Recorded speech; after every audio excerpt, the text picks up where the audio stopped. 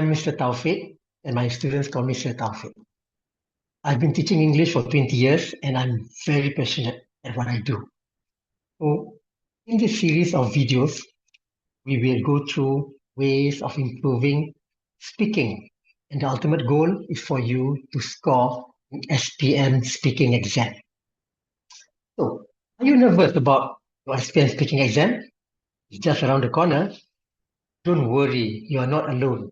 In this video, we will have a series of modules. We will go through every part of the test so that you can walk in confident and walk out smiling. There are 6 modules in the whole series, and we begin with teaching you the skills and tips for being a better speaker. And once we have done that in modules 2 and 3, we will go straight to modules 4 to 6, which tackles each part of the speaking test individually. So let's start with what is the speaking exam. The speaking exam is worth 24 marks and is divided into 3 parts. Part 1 is a short interview about you. Usually they will ask about your hobbies, school, or even your daily life. And this part is around 3 to 4 minutes. This part is usually used for you to warm up and try to iron out all the nervousness that you are experiencing at the beginning of the test. Next is part 2. In part 2, you have to speak for 1 minute on a topic after 20 seconds of preparation. The topic will be read to you and also given to you where you can look at it in printed form. This is followed by a short question addressed to your partner, which is the candidate who is listening to you present that 1 minute speech. After part 2 is the last part, which is your pair work, part 3. In part 3, you will be discussing or you'll be speaking to your partner. The discussion will be testing whether you can generate ideas and opinions. And also, you will be closing with a general question on the discussion topic. So the whole test from part 1 to part 3 will be around 11 to 13 minutes. Now let's see what you are being tested on in the speaking exam. There are 4 aspects that the examiner looks into when you are speaking. Number 1 is your overall spoken performance.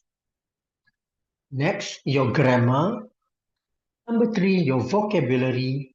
And finally, your communicative competence.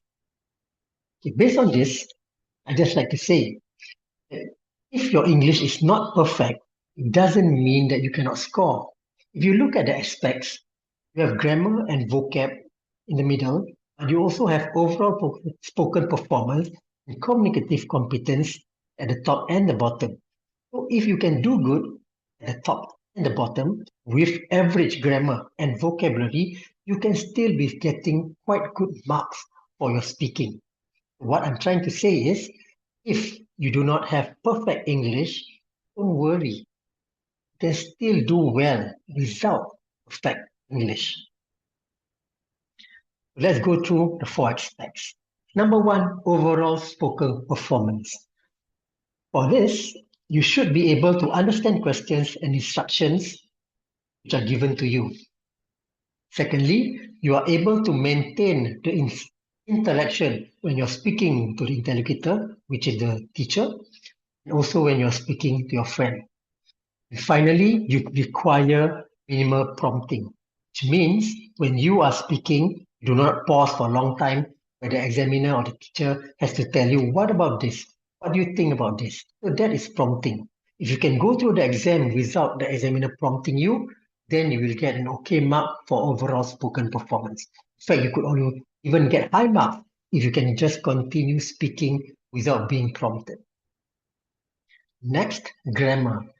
Your sentences should be grammatically correct.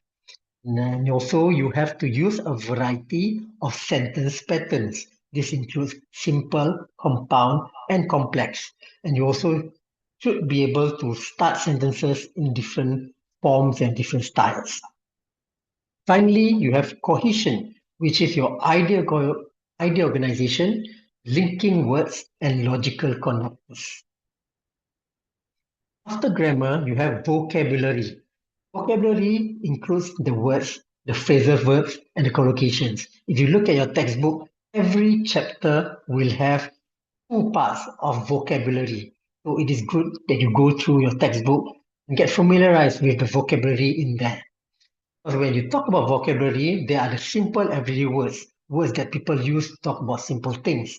And then there are less common words, which are higher level words. For example, if you say something is beautiful, you could use pretty, you could use elegant, and you could use many other words depending on what you want to say.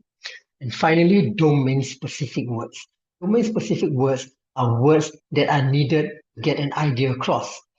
For example, if you're talking about social media, you're talking about Instagram, TikTok, the word algorithm is an example of a domain-specific word. And when you're talking about the environment, you're talking about weather, cloud seeding is another domain-specific word. So those are all the words or the vocabulary that you need to do well in your spoken test. Finally, we have our communicative competence. Communicative competence refers to naturally flowing speech, which is minimizing hesitation. Hesitation comes in many forms. One of it is pausing, one of it is the using of fillers, where you say, those are all hesitations. And the other one is a false start, where you want to start something, but you stop and then you reverse and then you start again. So you want to have minimal hesitation to get good marks. Next is spontaneity.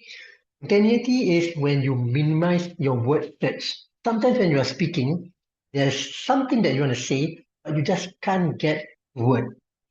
So this relates to your vocabulary. And sometimes it's not just words. Sometimes it's about ideas. So all this takes practice.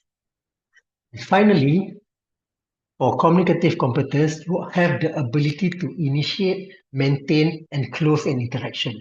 This is exclusively for part 3, where you are discussing with your friend and you are no longer speaking to the interlocutor or the teacher who is in front of you. So these are all the aspects that are tested during your speaking exam. So next, we are going to go to module 2, where you will start to learn all the skills needed for you to be a better speaker and for you to score better marks in your speaking exams. I'll see you then. Bye.